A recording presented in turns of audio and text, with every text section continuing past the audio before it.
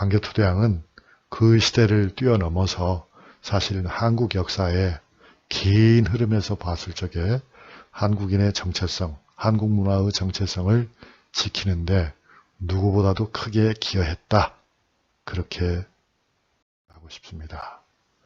그 왕은 아까도 말씀드린 것처럼 우리가 쉽게 마음속으로 생각하는 무사적 기질의 왕만은 아니었다. 그에게는 붓도 있었다. 그래서 저는 광개토대왕은 문무를 겸전한 왕이다.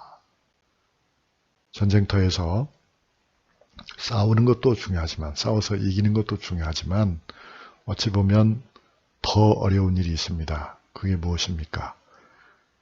빼앗은 영토를 합리적으로, 빼앗은 영토의 본래의 사람들도 안심하면서 살 수 있도록 평화와 안정을 보장하는 것.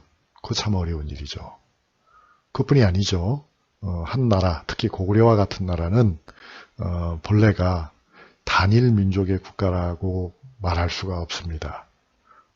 백제나 신라는 그런 종족적인 분열, 이것은 상상할 수가 없지만 고구려는 좀 달랐죠. 고구려는 아까 제 설명을 통해서 여러분이 상상할 수 있듯이 북방에 여러 종족들이 있었다. 결국 그 여러 종족들을 통합한 것이 고구려였기 때문에 고구려는 역사적 과정이, 고구려의 역사적 과정은 하나의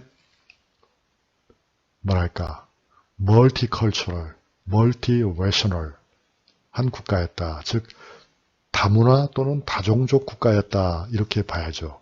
그 다종족의 중심이 되는 건 물론 우리 한국 사람이죠. 그러나 우리만의 고구려가 아니라는 사실을 우리가 잘 알아야 될 텐데요. 그 우리만이 아닌 다른 종족과 함께하는 고구려에 있을 적에 국가를 통합하는 문제, 문화적으로 통합하는 것은 굉장히 어려운 과제인 겁니다. 광개토대왕의 업적은 바로 그들을 정신적으로 통합하는 것, 문화적으로 통합하는 데도 매우 탁월했다. 그런 점이 아마 우리가 이 시간에 새롭게 강조해야 할 부분이 아닌가 그렇게 생각합니다. 여러분 아마 그런 이야기는 잘 못 들어보셨을 것 같아요. 그래서 이제 그 통합을 위해서 광개토대왕이 사용한 어떤 무기가 있을 텐데 비밀 병기가 뭐냐 하는 질문을 여러분이 하겠죠. 그것은 저는 역사라고 생각합니다.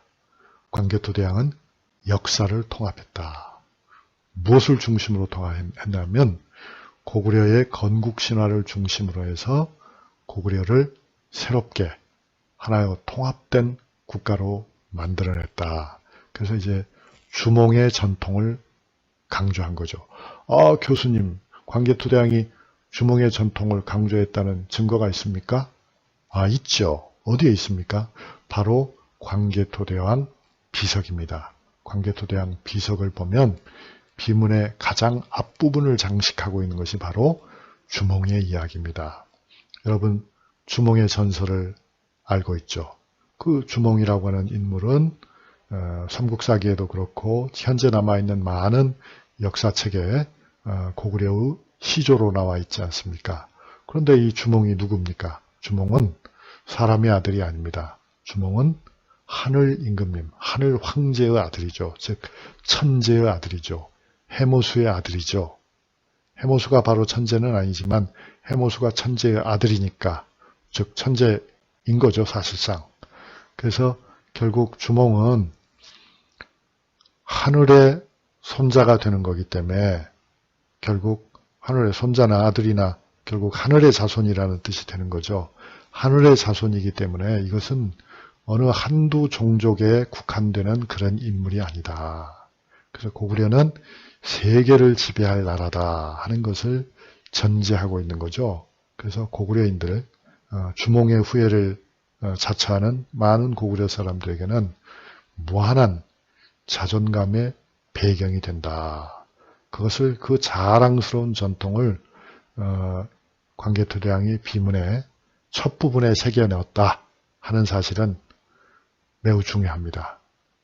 그럼 여러분이 혹 이렇게 물을지도 모르죠. 교수님, 그렇지만 그거는 관계토대왕이 비문을 쓴 건 아니지 않습니까? 물론 그렇죠. 그렇긴 하지만 그 관계토대왕의 비문이라는 것은 관계토대왕이 돌아가시고 작고하고 바로 몇 년 후에 쓴 거죠. 그 쓴 사람들이 누굽니까? 그 사람들이야말로 바로 관계토대왕의 신하들인 거죠. 관계토대왕의 그런 신하들이 어떻게 그런 생각을 하게 되었을지를 한번 여러분이 생각해 보십시오. 그건 이미 관계토대왕 때부터 늘 강조한 것이었기 때문에, 죽은 왕이 늘 강조한 것이었기 때문에 그것을 가장 앞부분에 실었다. 관계토대왕의 가장 측근에 있었던 엘리트들은 언제나 관계토대왕과 함께 그런 이야기를 주고 받았기 때문에 그것이 비문의 첫머리에 쓰였다. 어때요? 그렇게 해석을 하고 보면 이것이 관계토대왕과 밀접한 관계가 있다는 것을 여러분이 잘 이해하실 것으로 생각합니다. 주몽. 주몽이란 말은 아시다시피 활을 잘 쏘는 사람을 주몽이라고 했다고 합니다. 그러니까 활을 잘 쏜다. 활을 잘 쏜다는 것은 우리 한국인의 특징이죠. 고대로부터 오늘에 이르기까지. 물론 여기 주몽 드라마의 주인공 송일국은 활을 정말 잘 쏘는지 그건 잘 모르겠습니다만, 어쨌든 여러분이 아시다시피 지금까지 우리가 올림픽에서 많은 메달을 땄는데 그 중에서도 많은 금메달, 가장 많은 금메달을 딴 종목이 무엇입니까? 그것이 바로 활쏘기 아닙니까? 오늘날 우리가 쏘는 활은 우리 고유의 활이 아니고 서양식 활이지만 그럼에도 불구하고 우리는 활을 가장 잘 쏜다. 그래서 우리를 부르는 중국 사람들의 옛날 호칭이 바로 무엇입니까? 여러분이 다 아시잖아요. 두 글자로 동이, 한 글자로 이, 오랑캐 이라고 하지만 그 글자를 뜯어보면은 두 개의 글자를 합친 거죠. 큰 대자하고 활궁자, 즉 큰 활을 가졌다, 즉 강한 활을 가졌다, 활을 잘 쏘는 사람들이다 해서 이라고 한 거잖아요. 여러분도 활 잘 쏘십니까?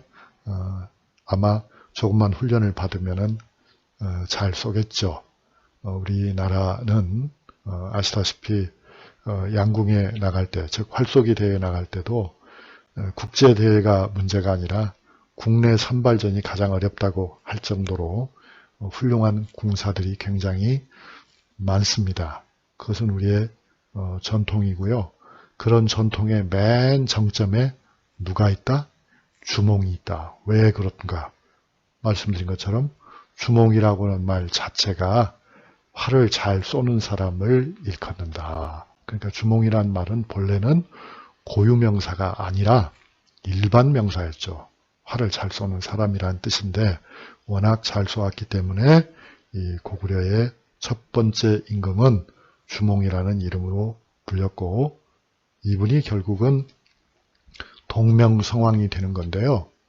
그런데 여러분, 여기서 여러분이 잘 몰랐던 이야기를 하나 잠깐 하겠습니다. 그거는요, 여러분이 알고 있는 주몽에 관한 설화, 즉 동명성왕에 관한 설화는 사실상 부여의 건국설화와 똑같다는 것이죠. 그러니까 부여라고 하는 나라는 고구려가 갈라져 나간 원래의 나라가 부여라고 하잖아요. 그런데 부여의 건국설화와 고구려의 건국설화가 같다는 이야기는 결국 고구려는 부여의 개정판이었다. 이렇게 봐야 되는 거죠. 그런데 그 부여의 이야기는 결국 또 따지고 보면 단군 신화와도 밀접한 관계가 있습니다. 단군이 누구입니까? 결국 환웅의 아들인데, 환웅이 누구냐면 천재의 아들이잖아요. 그래서 즉 하늘 임금님의 자손이 다스리라는 나라라고 하는 것은 고조선부터 부여를 거쳐서 고구려에 이어지는 하나의 명백한 흐름을 가지고 있다는 거죠. 즉 고조선이 부여고 부여가 고구려라. 그 고구려가 한국이다 하는 그런 의미에서 매우 흥미롭다고 합니다.